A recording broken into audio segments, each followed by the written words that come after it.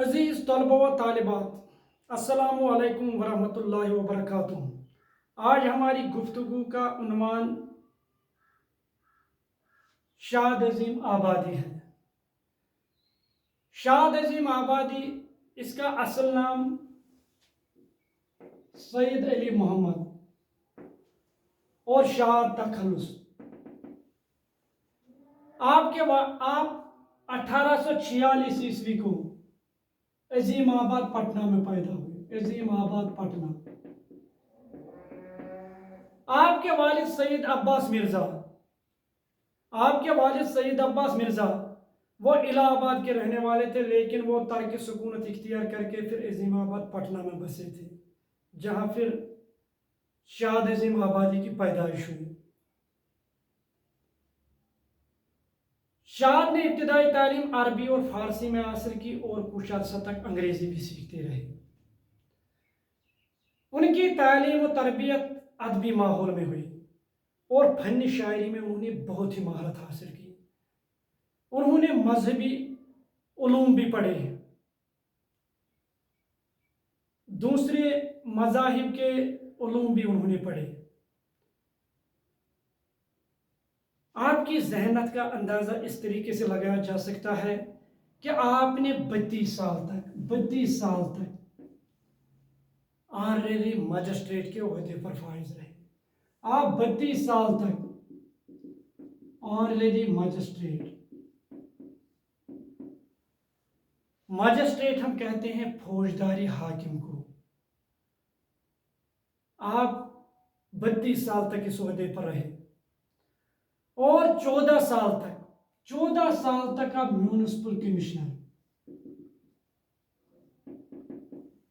14 سال تک municipal commissioner کے عہدے پر رہے۔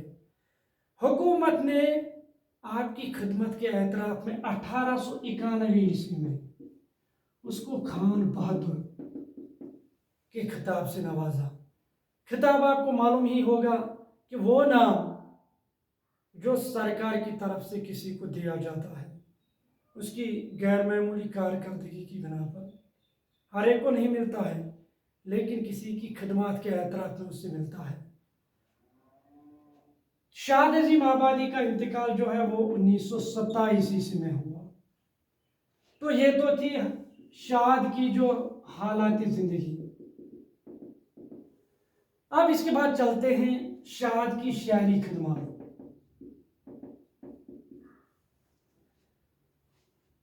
شاد عظیم آبادی نے غزل، مرثیہ، مثنوی وغیرہ جیسی اصناف میں طب آزمائی کی ہے، لیکن آپ کی شہرت کا باعث آپ کی غزلیں ہیں جو تازگی، شیرینی، ترنم، گلاوٹ اور سوز گداز کے حیثیت سے ایک خاص اثر رکھتی ہیں۔ واردات قلبی کے ساتھ ساتھ اخلاق، فلسفہ اور توحید کے موضوعات آپ کی شاعری میں ہمیں ملتے ہیں۔ شاد کے دور میں غزل کی کا زور جو تھا وہ بہت کم ہوا تھا، لیکن اسے عنصر نو زندہ کرنے میں شاد نے بہت اہم رول ادا کیا۔ انہوں نے عام فہم انداز میں غزل کو بیان کیا ہے۔ شاد کا کمال یہ ہے کہ وہ جدید غزل کے امام نظر آتے ہیں۔ شاد نے غزل کو ایک نیا روپ عطا کیا ہے۔ یہ بزم میں ہے یہاں کوتا دستی میں ہے محرومی۔ یہ بزم میں ہے یہاں کوتا دستی میں ہے محرومی۔ جو بڑھ کر خود اٹھا لے ہاتھ میں معائنہ اسی کا ہے۔ کہاں سے لاؤں صبر حضرت ایوب ساکی، خم آئے گا سراہی آئے گی پھر جام آئے گا۔ شاد کی غزلیں یوں تو لائق توجہ ہیں، لیکن ان کی شاعری میں جو حزنیہ پہلو ہے اور جن میں درد و کذب اور سوز گداز ہے، وہ دل میں ایک نشتر بن کر اترتی ہیں۔ شاد کو ایک دردمند دل عطا ہوا ہے اور اس کی غزلیں واقعی اس کی ترجمان ہیں۔ خاموشی سے مصیبت اور بھی سنگین ہو جاتی ہے، खामोशी से मुसीबत और भी संगी हो जाती है, तड़पे दिल तड़पने से जरा तस्कीन होती है। नालों की कशाकश सह न सका, नालों की कशाकश सह न सका, खुद तारे नफस ही टूट गया। एक उम्र से थी तकलीफ जिसे, कल शब वो चाहती छूट गया। नालों की कशाकश सह न सका, नालों की कशाकश सह न सका, खुद तारे नफस ही टूट गया। एक उम्र से थी तकलीफ जिसे, कल शब वो कैदी छूट गया। शाद की जो शायरी है उसमें हमें दर्द कसक के साथ साथ हमें अश्कीय मज़ामिन भी मिलते हैं। आपकी इश्किया शायरी में इब्तिजा यानी घटियापन, सोकियानापन यानी इखलाकी बेरारही और खाम जज्बात बिल्कुल भी मिलते नहीं हैं। आपने जो रोमानी शायरी की है इसमें भी तकद्दुस को मलहूज़ खातिर रखा है। पिछले पहर उठ उठ के नमाजें, नाक रगड़नी सजदे पे सजदे। पिछले पहर उठ उठ के नमाजें, नाक रगड़नी सजदे पे सजदे। जो नहीं जायज उसकी दुआएं, ऊपरे जवानी हाय अदाएं। मीर के यहाँ जो सादगी है और आतश की जो रंगीनी है, उसका इम्तिजाज जो है वो शाद की शायरी है। उन्होंने गजल में एक अलग राह निकाली है, एक अलग अंदाज बयां इख्तियार किया है जिसमें दर्द और गम भी है, जिसमें दर्द और गम भी है और फिक्र भी है और तखय्युल की परवाज भी है।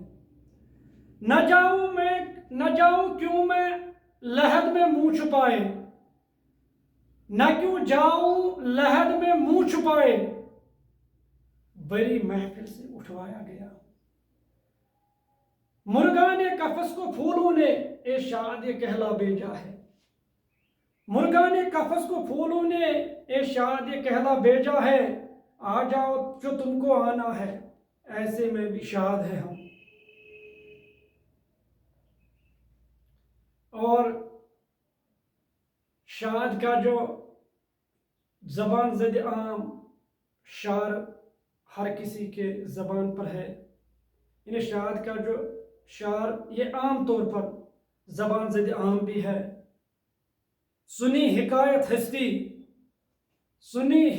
हस्ती तो दरमिया से सुनी, न इब्तिदा की खबर न इंतहा मालूम।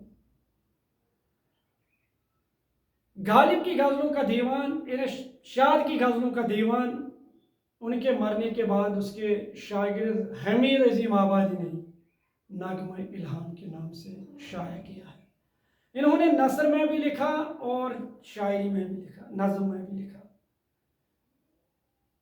उर्दू ज़बान को शाद ने बहुत कुछ दिया है और उनकी खुद नविश्त भी है।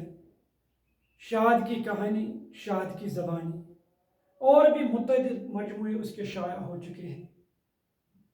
तो मख्तसर हम ये कहेंगे कि उर्दू गज़ल को एक नई ज़िंदगी बख्शने में, इसके रूप को निखारने में शाद का एक अहम रोल है। तो ये तो थी शाद की हालात ज़िंदगी और शाद की हालात ज़िंदगी और शायरी खिदमत। मुझे उम्मीद है कि आपने ये अच्छी तरीके से समझा होगा। तो मिलते हैं नेक्स्ट वीडियो में, तब तक के लिए खुदा हाफ़िज़।